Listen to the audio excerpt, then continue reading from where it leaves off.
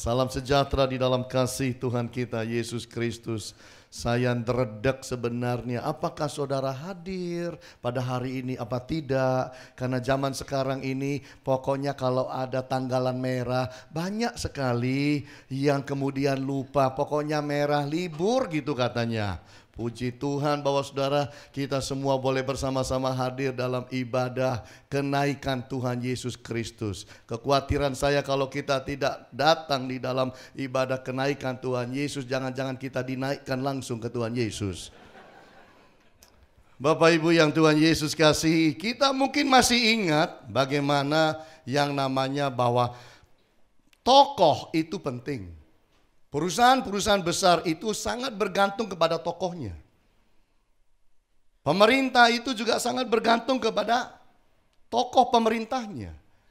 Itu sebabnya di dalam hidup ini yang menjadi tokoh itu sangat penting. Kalau tokohnya kenapa-kenapa, juga apa yang dipimpin bisa kenapa-kenapa. Kita juga bisa lihat itu dari perusahaan besar Apple. Yang mana pemiliknya, foundernya, pendirinya Steve Jobs meninggal dunia pada Oktober tanggal 5, 2011. Ketika dia meninggal, yang terjadi saham turun 44%. Jadi Bapak Ibu bisa memahami bahwa uang yang melayang karena saham turun itu mencapai 291,2 miliar dolar itu hilang begitu saja. Karena 44% saham pada waktu itu Apple itu terjun bebas. Tapi kita bersyukur satu hal bahwa ketika Tuhan Yesus itu mati, puji Tuhan dia bangkit, dia naik ke sorga. Orang Kristen yang baru mungkin hanya beberapa ratus pada waktu itu, sekarang menjadi 2 miliar lebih. Itu luar biasa. Itu yang saya kagum dari Tuhan Yesus. Bahwa ketika dia itu sudah tidak ada, dia udah naik ke sorga. Bukan habis kekristenan, berkembang lebih luar biasa sampai pada hari ini. Kita mengucap syukur atas Tuhan kita yang begitu dahsyat. Hari ini saya ingin sampaikan kebenaran firman dengan satu tema, attitudes on ascension. Sikap hati kita dalam kita memandang kenaikan Tuhan Yesus Kristus. Ada orang hanya memikirkan, itu kan sejarah. Itu kan sudah selesai. Itu kan dulu. Itu kan kuno. Tapi ada sementara orang yang mungkin berpikir begini seperti saya. Kalau saya memandang mengenai kenaikan Yesus, bagaimana saya harus bersikap? Sebagai murid Tuhan Yesus, bagaimana saya harus bersikap memandang kenaikan Tuhan Yesus Kristus? Kalau kita bicara ayat-ayat mengenai kenaikan Tuhan Yesus, ayat-ayatnya sangat terbatas. Ada di Injil, ada di Tesalonika, Kisah Rasul, begitu kan. Tapi hari ini saya mau ambil ayat-ayat dari Lukas 24. Lukas 24 hanya 4 ayat. Ayat 50, 51, 52, 53. Selama 15 tahun menjadi pendeta, ayat-ayat ini belum pernah saya bahas. Hari ini Tuhan kasih ayat-ayat ini untuk kita renungkan bersama-sama. Lalu Yesus membawa mereka keluar kota sampai dekat Betania. Di situ ia mengangkat tangannya dan memberkati mereka. Dan ketika ia sedang memberkati mereka, ia berpisah dari mereka dan terangkat ke sorga. Mereka sujud menyembah kepadanya. Lalu mereka pulang ke Yerusalem dengan sangat bersukacita. Mereka senantiasa berada di dalam bait Allah dan memuliakan Allah. Ketika saya renungkan ayat ini, Tuhan beri sesuatu. Saya dengarkan, saya bilang iya ya, kok benar ya Tuhan. Makasih Tuhan. Tuhan berikan ini loh attitude, sikap hati yang benar pada murid-murid zaman dahulu ketika mereka itu berhadapan dengan kenaikan Tuhan Yesus. Dan saya berharap bahwa sikap-sikap hati yang seperti ini boleh tertanam di dalam hati kita. Sehingga ketika kita memandang mengenai kenaikan Yesus, kita memiliki sikap yang sama seperti murid-murid pada waktu itu. Bapak Ibu yang Tuhan Yesus kasihi, bagaimana sikap kita? Yang pertama, tercermin dari Alkitab dalam porsi ini. Yang pertama, kita itu ditetapkan untuk diberkati. We are destined to be blessed. Kenaikan Yesus Kristus bukan artinya tamat riwayat kita, tamat dan putus hubungan kita dengan Tuhan. Kenaikan Tuhan Yesus itu ditandai dengan satu hal yang penting, Yesus memberkati. Banyak orang berkata kenaikan Yesus itu sangat familiar sekali dengan amanat agung. Yes, saya pun setuju. Tetapi kalau saudara perhatikan, setelah amanat agung diberikan di dalam Matius 28, then what? Lalu apa? Setelah Yesus mengucapkan amanat agung, pesan-pesan terakhir, bahwa kita sebagai murid harus memuridkan yang lain, membaptis, mengajarkan. Yesus mengajarkan kepada kita bahwa setelah dia ucapkan semua itu, dikatakan Yesus mengangkat tangannya dan memberkati. Pertanyaan saya, apa tindakan Yesus yang terakhir sebelum dia naik ke sorga? Ya ini, dia mengangkat tangan dan dia memberkati. Oh, indah kan Bapak Ibu? Saya bilang ini indah. Saudara baca dengan jelas dan teliti.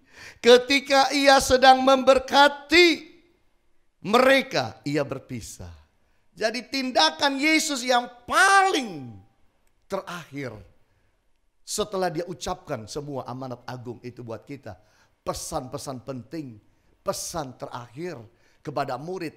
Ini loh yang dilakukan. Dia mengangkat tangan dan memberkati. Lagi ngangkat tangan, dikatakan dia terangkat, terangkat, terangkat. Oh, indah. Berpisah di dalam berkat. Berpisah sambil memberkati. Kenapa? Karena memang kita itu diciptakan untuk hidup dalam berkat-Nya. Oh Tuhan, yang amin cuman satu. Tuhan kasihanilah para hamba-hamba-Mu. Kita itu diciptakan untuk diberkati. Amin Bapak Ibu. Dunia ini kita diciptakan di dalam dunia ini. Lalu kita jatuh bangun di dalam dosa. Lalu kemudian Yesus datang ke dalam dunia. Lalu dia naik ke atas kayu salib untuk kemudian menebus dosa saudara dan saya. Lalu dia naik ke sorga, mempersiapkan rumah di sana. Lalu dia akan kembali dan bawa kita di sana. Hidup dalam apa? Berkat. Amin Bapak Ibu. Jadi kita itu sebenarnya di dunia ini diciptakan memang untuk hidup dalam berkat.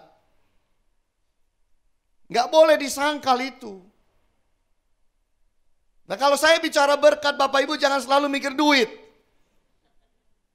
Berkat itu tidak selalu duit. Bernafas itu berkat. Karena ada orang yang rencananya mau bernafas hari ini gak sampai. Saudara bisa duduk seperti ini itu berkat. Kalau saudara tidak percaya, saudara pergi ke rumah sakit, saudara lihat berapa banyak orang tidak bisa duduk. Mau duduk pun harus dibantu oleh 3 suster. Saudara makan kan? Tadi pagi udah makan. Tadi pagi makan, sebentar siang lagi habis ini makan kan? Ntar malam makan kan? 3 kan? Saudara makan, saudara nggak ngucap syukur. Bisa makan tuh ngucap syukur. Orang lain itu pagi, siang, malam nggak bisa makan. Infus melulu. Saudara pagi bisa pecel, ya kan? Ya, siang rawon, ya. Malam sop buntut, ya. Asik banget. Nah, saudara enggak menganggap itu berkat, bisa makan. Saudara baru menganggap berkat itu kalau makannya yang jutaan gitu, ratusan ribu. Saudara bisa makan nasi keropok sama ikan teri pun berkat. Betul Bapak Ibu? Berkat itu nggak selalu uang. Makanya saya bilang kita diciptakan tuh hidup dalam berkat itu, perhatikan, tidak selalu uang. Saudara bisa tidur malam dengan nyenyak, bangun pagi nyenyak, itu berkat. Banyak orang nggak bisa tidur kalau tidak minum obat. Saudara pikir ke toilet itu bukan berkat? Berapa banyak orang itu seminggu sekali baru ke toilet? Berapa banyak orang 5 hari sekali baru ke toilet? Saudara bisa pergi ke toilet sendirian, ngucap syukur. Banyak orang toiletnya di atas tempat tidur. Betul Bapak Ibu? Jadi ngucap syukur. Bangun pagi jari bisa gerak gini, ngucap syukur nggak? Berkat nggak ini? Leher ini bisa digoyang-goyang ini, enak gitu, nggak apa-apa itu? Asik. Ada orang-orang yang leher nggak bisa goyang. Pak. Halo. Sana manggil, Pak. Hai. Saudara bisa goyang semua itu, puji Tuhan. Berapa banyak orang itu mau pergi traveling, mau pergi kemana, 1 kilo, 2 kilo, 3 kilo, nggak bisa. Saudara bisa pergi sendiri, jalan, ngucap syukur. Berkat tuh banyak Bapak Ibu. Jangan selalu mikir berkat tuh duit. Oksigen ini loh berkat Bapak Ibu. Boleh dihirup secara serakah. Nggak apa-apa. Free kata Tuhan. Itu berkat juga. Berapa banyak orang juga nggak bisa bernafas dengan baik. Dia tarik nafas. Kita nungguin. Keluarin enggak? Untung dia keluar. Bisa narik lagi nggak? Bisa. Oh untung dia bisa narik lagi. Bisa keluar nggak? Kita lo bisa nafas dengan bebas. Ngucap syukur. Amin Bapak Ibu. Berapa banyak orang hidup itu susah melihat. Ada orang mungkin membaca sesuatu pun harus sampai bongkok begini, liatin jaraknya sama kertas itu 1 senti.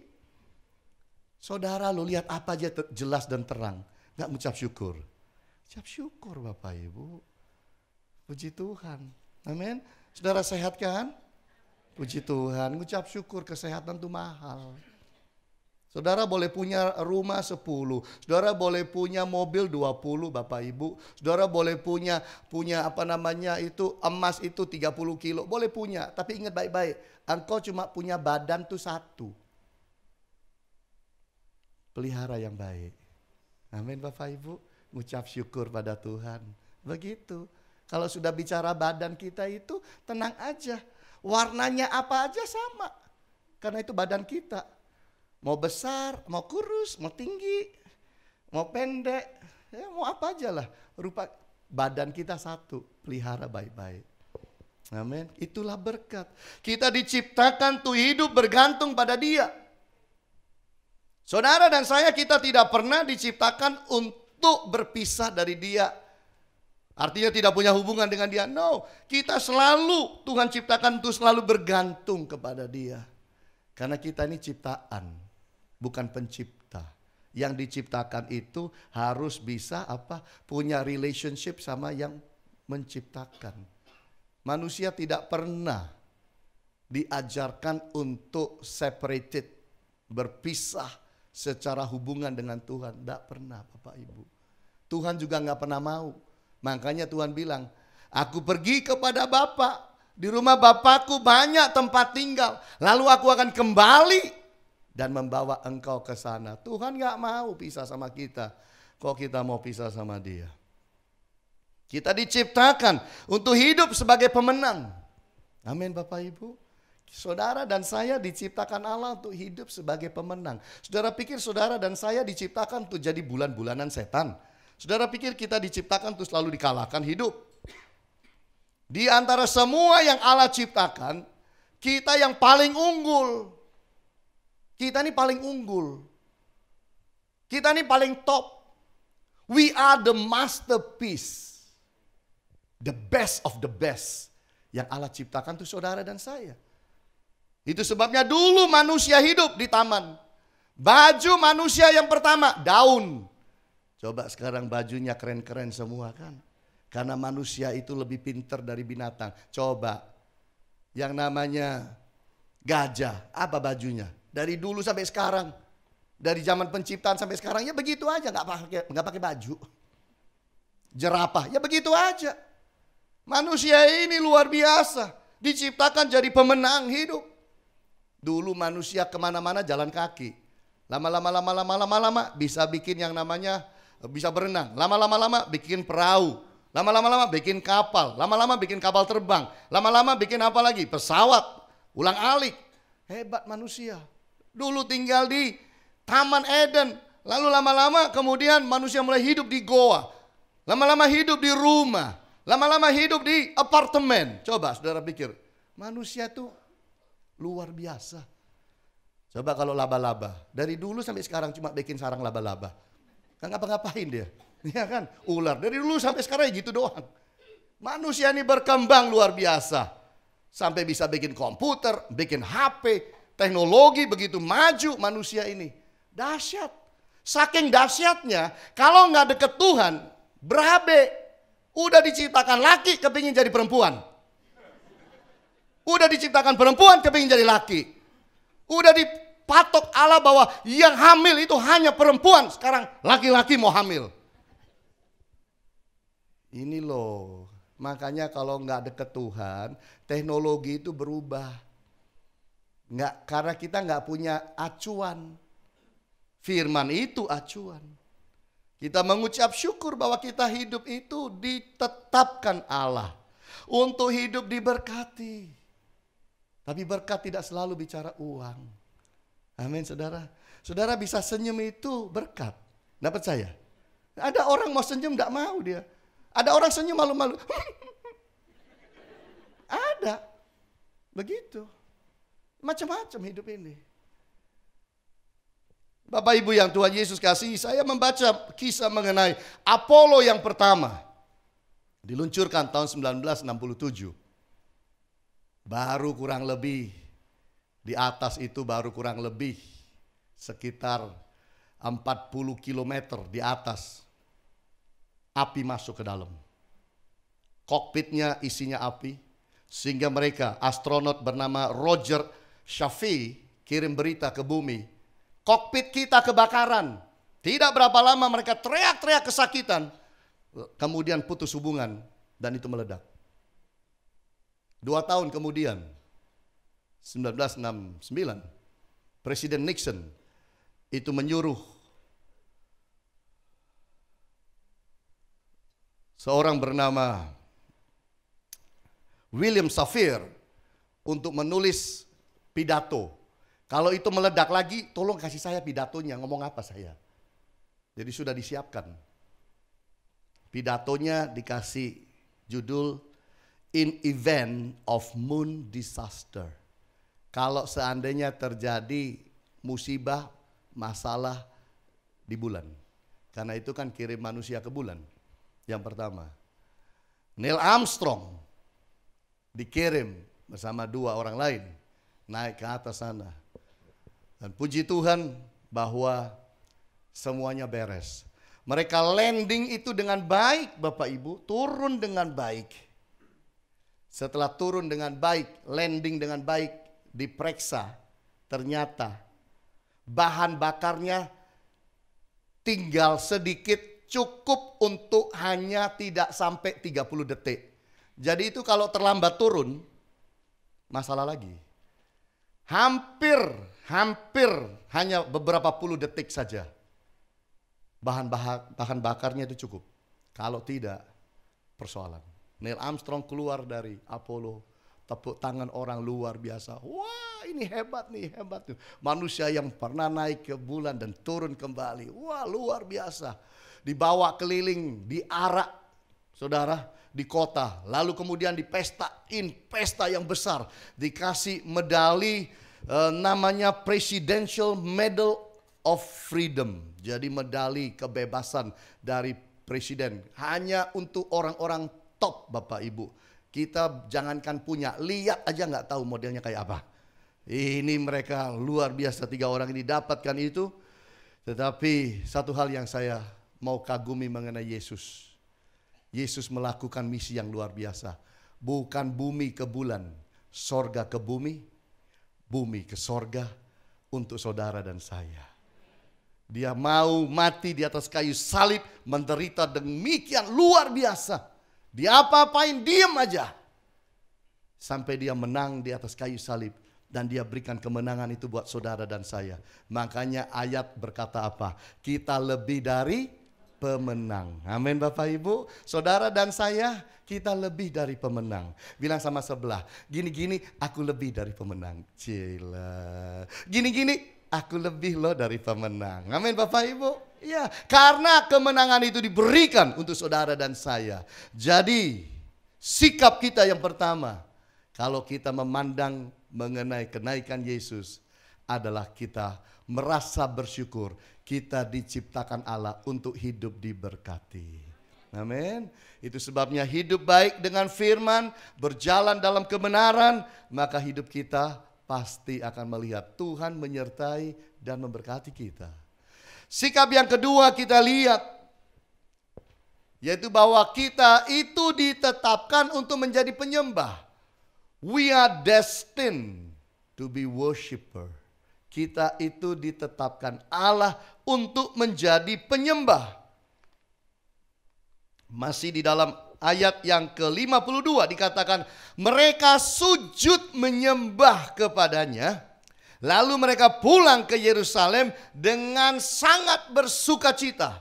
Jadi saudara, mereka ini adalah 500 pasang mata melihat Yesus naik sambil memberkati. Yesus terangkat, naik. Dan disitulah mereka menyembah. Inilah sikap atau attitude yang kedua yang kita lihat dari murid-murid yang pertama, yaitu mereka punya hati menyembah. Ketika saudara dan saya kita diperhadapkan untuk memandang, mengingat kenaikan Tuhan Yesus Kristus, maka yang harus muncul dalam hati saudara adalah sikap menyembah. Semakin berani menyembah. Kenaikan Kristus harus meyakinkan kita untuk menyembah Dia. Dan lebih lagi, kita bersyukur kita bukan menyembah patung. Kita tidak sembah batu. Kita tidak sembah gunung yang besar. Kita tidak sembah yang namanya kayu yang mungkin dibuat model rupa seperti manusia. Punya telinga tidak bisa mendengar. Punya mata tidak bisa melihat. Punya mulut tidak bisa bicara. Punya tangan dan kaki tidak bisa bergerak. Kita sembah Allah yang hidup. Kristus yang hidup. Yang naik sambil memberkati. Oh, betapa kita jatuh cinta pada Dia. Untuk menyembah Dia lebih lagi. Amin Bapak Ibu. Dulu saya baru bertobat. Ada pendeta datang di rumah ayah saya. Ya, rumah kami. Lalu pendeta tuh ngobrol sama papa saya. Setelah dia pulang, papa saya cerita sama saya. Pendeta kok gitu ya?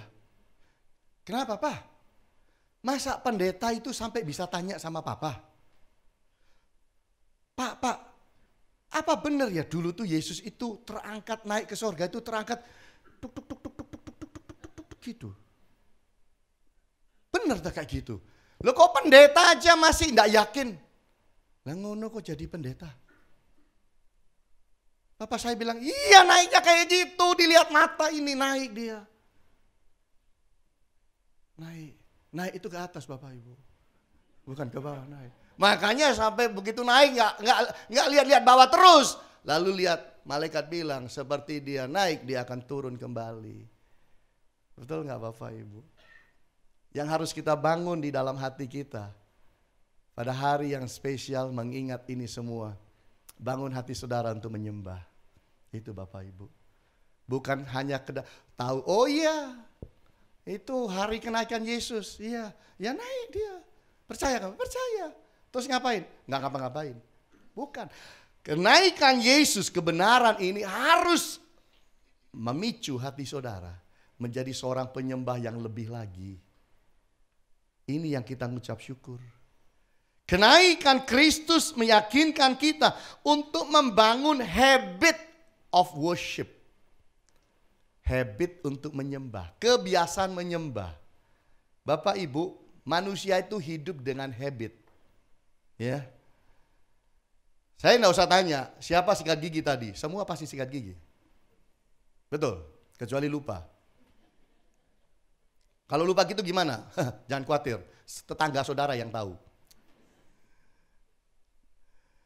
Kita itu pasti tiap pagi sikat gigi. Tiap malam sikat gigi. Dan saya kasih tahu, otomatis kita kalau sikat gigi. Betul. Kenapa? Karena waktu dari kecil kita sudah dididik orang tua kita untuk sikat gigi.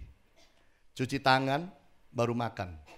Waktu mau tidur, orang tua bilang, sikat gigi dahulu. Kalaupun kita tidur tanpa sikat gigi, pasti kita dibangunkan. Sikat gigi. Oh ngantuk, sikat gigi. Cuci tangan, cuci muka, baru naik. Oh nggak mau, sikat gigi. Sikat. Sehingga dari kecil sampai kita dewasa saat ini, sikat gigi itu akhirnya jadi otomatis. Jadi habit. Siapa yang sudah umur tua kayak begini, masih bilang, aku malas sikat gigi, aku malas. Ada gitu? Nggak ada. Karena itu sudah otomatis jadi sesuatu yang ringan. Betul kan? Sikat gigi kan ringan Bapak Ibu. Kenapa? Sudah dari kecil. Kita ini manusia habit. Kalau saudara bilang begini, saya mau mengalahkan pelari itu. Saudara, bagaimana engkau mengalahkan seorang pelari yang hebat? Hanya dimulai dengan satu. Saudara harus membangun habit, mengalahkan habit dia. Kalau dia tiap hari latihannya lari 5 kilo, Anda lari 1 kilo, nggak usah ngomong saudara, mau sampai kapan Anda nggak akan menang lawan dia. Tapi kalau dia larinya 5 kilo, saudara bangun habit tiap hari lari 1 kilo, naik 2 kilo, naik 3 kilo, naik 4 kilo, 5 kilo. Bahkan saudara melebihi dia, saudara bisa 8 kilo, 10 kilo. Dia 5 kilo, engkau 10 kilo, Anda punya harapan untuk mengalahkan dia. Kita itu manusia habit. Kalau ada seorang marketing di sini, saudara bilang, dia kok hebat ya, tiap tahun dapat medali ya, tiap tahun dapat ini ya, penghargaan ke luar negeri ya, tiap tahun dapat bonusnya luar biasa. Anda mau kalahkan dia? Bukan dikalahkan dengan cara bicara, Anda mau kalahkan dia, kalahkan habitnya. Dia tiap hari loh keluar, ketemu 5 orang. Saudara loh seminggu sekali baru ketemu orang. Kapan saudara mau menang sama dia? Dia tiap hari konsisten ketemu 5 orang, 5 orang, 5 orang, 5 orang. Kalau saudara bilang saudara mau kalahkan dia, kalahkan dahulu habitnya. Artinya kalau dia ketemu 5 orang, Anda harus ketemu 7 orang, 8 orang, 10 orang sehari. Baru Anda punya kesempatan kalahkan dia. Menang itu adalah menang terhadap habitnya dahulu. Saudara bilang, hebat ya dia bisa nyembah itu sampai 2 jam ya. Aku mau kalahkan. Oh gimana kalahkan dia? Engkau mau lebih dari dia nyembahnya 2 jam? Saudara harus bangun dari 5 menit. Konsisten 5 menit naik 10. Konsisten 10 menit naik 15. Naik setengah jam, naik 1 jam, 1 jam setengah, 2 jam. Baru Anda bisa naik terus. Jangan emosi. Oh berapa dia? 2 jam. Aku mulai besok 5 jam. Gak tahan itu, yang begituan itu. Apa-apa yang bukan habit gak tahan. Jadi mari, termasuk menyembah pun saudara harus bangun kebiasaan. Kalau saudara biasakan bangun pagi tidak nyembah Tuhan, itulah habit saudara. Kalau saudara biasa malam tidak pakai menyembah Tuhan langsung tidur, ya udah jalankan itu terus, itu akan jadi habit saudara. Kalau habit saudara selalu begitu lihat tanggal merah, libur, tanggal merah, libur. Nanti tanggal merahnya Kristen pun ada libur. Makanya harus hati-hati, bangun habit. Nah, halangan-halangan dalam menyembah itu ada enggak? Ada. Waktu bisa menjadi halangan kita. Selalu bilang sibuk, selalu bilang tidak ada waktu, selalu bilang waktunya habis. Waktu. Saudara kalau tidak bikin appointment untuk menyembah, you will never worship. Jadi saudara, waktu menyembah itu harus masukkan agenda. Itu aja. Waktu bekerja saudara punya. Appointment dengan orang saudara punya. Satu hari mau ketemu 3 pengusaha besar engkau bisa. Tapi heran untuk Tuhan bilang, iya lupa ya. Iya, nggak ada waktu. Kenapa? Karena ketemu Tuhan, waktu untuk ketemu Tuhan tidak pernah dijadwalkan masuk agenda. Cuma diinget-inget dan dibatin. Itu salah. Kita harus catat. Itu Bapak Ibu. Disinilah kita harus belajar. Lalu penghalang kedua, distraction. Gangguan fokus. Mulut menyembah. Pikirannya pasar atom. Mulut menyembah Galaxy Mall. Ini susah. Apalagi kalau mau menyembahnya itu mendekati jam-jam tertentu. Jam-jam lapar. Mulut menyembah, pikirannya mikir. Lontong balap, bakmi, ini bakso, apalagi ini. Iya. Chinese food, Japanese food, apa lagi? Thai food, Vietnamese food, wah macam-macam. Ini namanya distraction. Menyembah, HP bunyi terus. Liatin HP. Ini namanya gagal fokus. Iya, karena apa? Karena kita mengizinkan gangguan-gangguan itu. Makanya Tuhan bilang kalau mau berdoa, masuklah ke dalam kamarmu. Betul? Tidak pernah ada ayat, kalau engkau mau berdoa, pergilah ke mall. Nggak ada, masuklah ke dalam kamarmu, kunci pintu, berdoalah kepada Allah di tempat yang tersembunyi. Allah yang melihat engkau akan menjawab saudara dan saya. Artinya kita harus hati-hati, makanya Yesus itu belajar fokus terus. Kadang-kadang dia apa? Bangun pagi-pagi. Pagi-pagi benar. Yesus pergi keluar dan berdoa. Kadang-kadang ada ayat. Semalam-malaman ia berdoa. Makanya HFC itu bikin apa? Doa semalam suntuk. Itu Lukas 6 itu. Ayat 12. Jadi kalau ada ibadah semalam suntuk itu karena kita ada ayatnya. Bukan kengangguran. Lalu saudara udah gak datang ngomong, Pak Hani itu laupo ngono iku. Nganggur lah. Emang Tuhan tuh cuma dicari malam tok dah.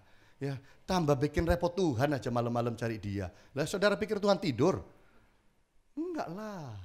Ada ayatnya. Doa semalam-malaman. Lalu yang bisa ganggu lagi apa? Perasaan. Gak mood. Lagi gak mood. Aku kok gak mood nyembah ya?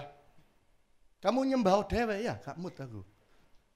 Kalau saudara hidup dan membangun diri untuk dikuasai perasaan, maaf ya, dalam hal apa saja engkau akan gagal. Dalam aspek hidup apa saja saudara gagal. Kenapa? Manusia yang selalu dikuasai perasaan itu gak akan bisa berhasil. Aku gak mau kerja yuk, gak mau, aku kepengen tidur sampai jam 12. Apa? Yang ngantuk.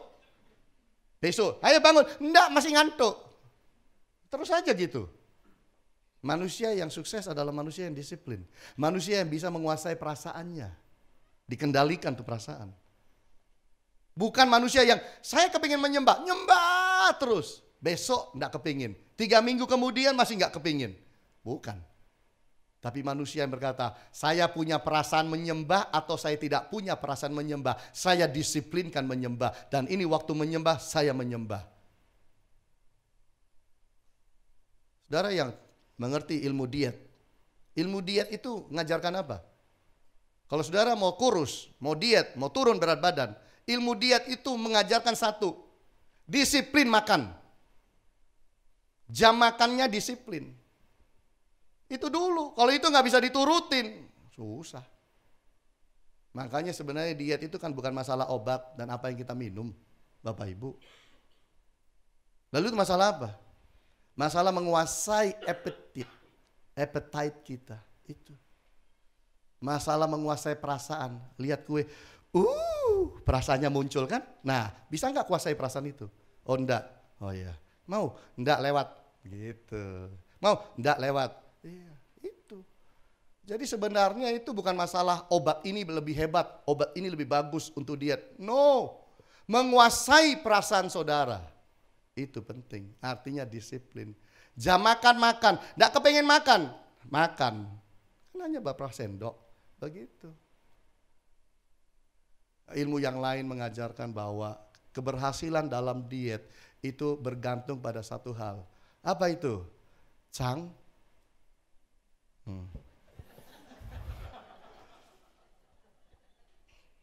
Teruskan sendirilah. Cang. Bisa kuasai ini. Beres. Bawa plakban. Kalau mau ngomong dilepas, kantongi. Ya kan? Begitu lihat yang enak-enak ini, ambil pasang. Ini namanya teori Chang. Hari libur kita guyon dikit gitu loh. Iya kan? Ya serius-serius lah. Kenapa sih ke gereja harus serius melulu? Iya kan? Enggak lah. Tapi itulah maksudnya. Artinya kita harus kuasai perasaan Bapak Ibu. Kalau kita tidak kuasai perasaan nggak bisa. Murid, mahasiswa, Anda tidak kuasai perasaan Anda tidak akan bisa belajar dengan baik. Bekerja juga demikian. Semua itu adalah menguasai perasaan kita. Lalu keduniawian. Keduniawian bisa sangat mengganggu kita. Kita harus hati-hati. Supaya apa? Jangan keduniawian itu menjepit kita sampai kita tidak punya waktu menyembah Dia. Karena kita itu diciptakan untuk menyembah. Menyembah. Kita belajar menyembah di bumi supaya nanti kita masuk surga, kita menyembah di dalam surga. Amin Bapak Ibu. Ini pelayanan yang paling penting dan pelayanan menuju kekekalan dan masih ada di dalam kekekalan itu menyembah. Khotbah itu nggak ada lagi di surga. Pemuritan nggak ada lagi di surga. Penginjilan mah nggak ada di surga. Tapi di surga yang ada adalah menyembah Dia. Saudara dan saya itu diciptakan untuk menyembah. Marilah kita menyembah. Makanya ada seorang penulis lagu, Edwin Hawkins, itu menulis lagu yang baik sekali. Dia nggak bisa khotbah, tapi dia nulis lagu. Dapat berbagai macam medali. Sampai lagunya itu dinyanyikan oleh banyak orang-orang top. Banyak sekali menyanyikan lagu dia. Dan salah satu lagu yang dia tulis, saudara pasti tahu ini. Oh happy day, oh happy day, oh happy day, oh happy day. Terus apa? When Jesus was, when Jesus was, when Jesus was, He was my sins away. Itu kan? Kita tahu lagu itu. Ditulis bukan oleh seorang pendeta, tapi seorang Kristen yang main musik, penyanyi, yang tidak takut untuk bicara mengenai imannya kepada dunia luar.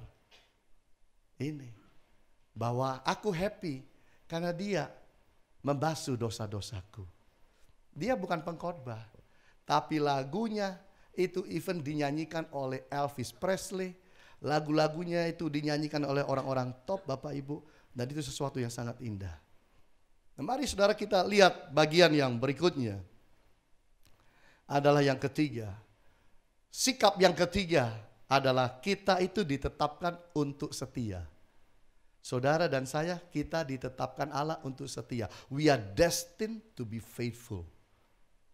Ayatnya di mana? Ayatnya di ayat 53. Saudara nggak kemana-mana kan? Iya, sampai sore nganggur kan? Sama. Mereka senantiasa berada di dalam bait Allah dan memuliakan Allah. Setelah Yesus naik itu loh. Aktivitas mereka apa? Setia. Setia beribadah. Setia cari Tuhan. Setia jadi murid, setia belajar kebenaran, setia Bapak Ibu. Hal yang sangat dicari dalam hidup saudara dan saya adalah setia. Setia itu mahal. Zaman sekarang setia itu mahal.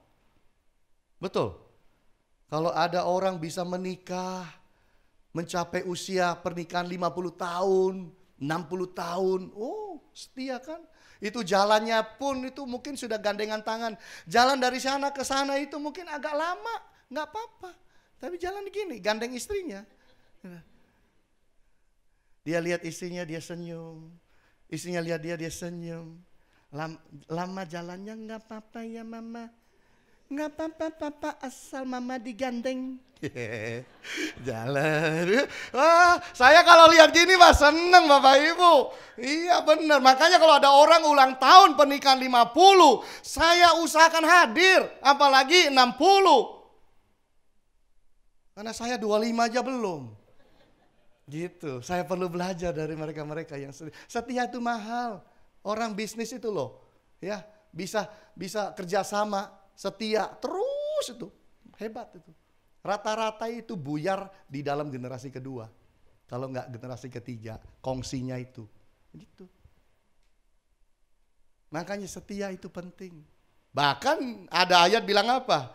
Kalau anak manusia itu datang, adakah ia mendapati iman di atas muka bumi? Iman itu bicara apa? Setia.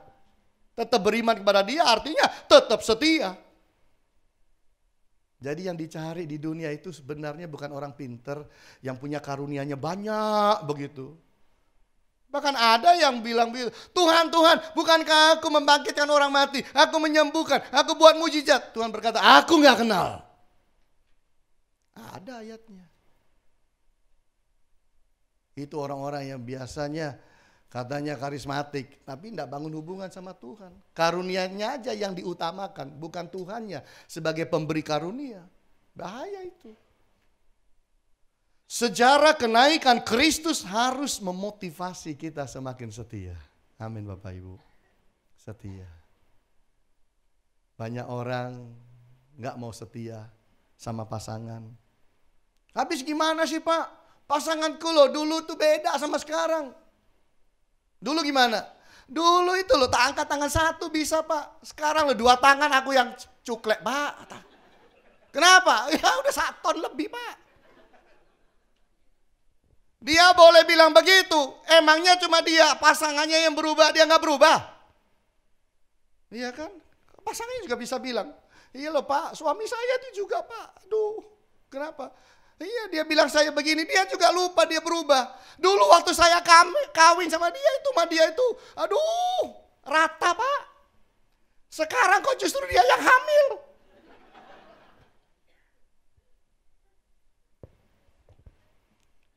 Jadi Bapak Ibu, jangan lihat kelemahan pasangan. Kita itu juga tambah, umur itu gak bisa dilawan. Kita juga berubah kok. Betul gak Bapak Ibu? Ya. Dulu masih muda, duduk, berdiri gampang. Sekarang berdiri sedikit. Iya kan? Iya. Kita juga berubah kok. Tambah hari kita akan terus berubah. Dulu sikat gigi gimana? Di dalam. Sekarang banyak di luar.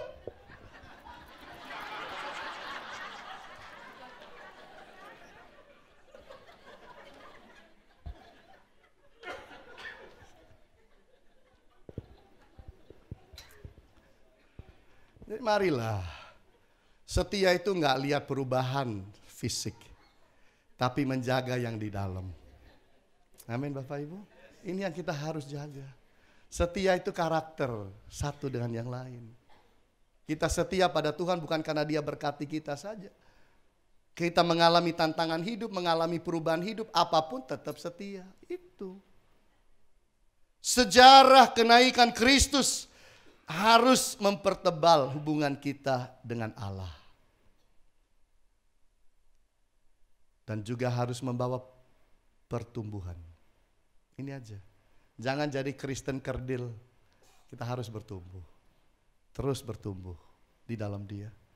Bangun relationship dengan Dia. Gitu. Jangan bilang bosen gereja. Bosen. Terus kita bosen.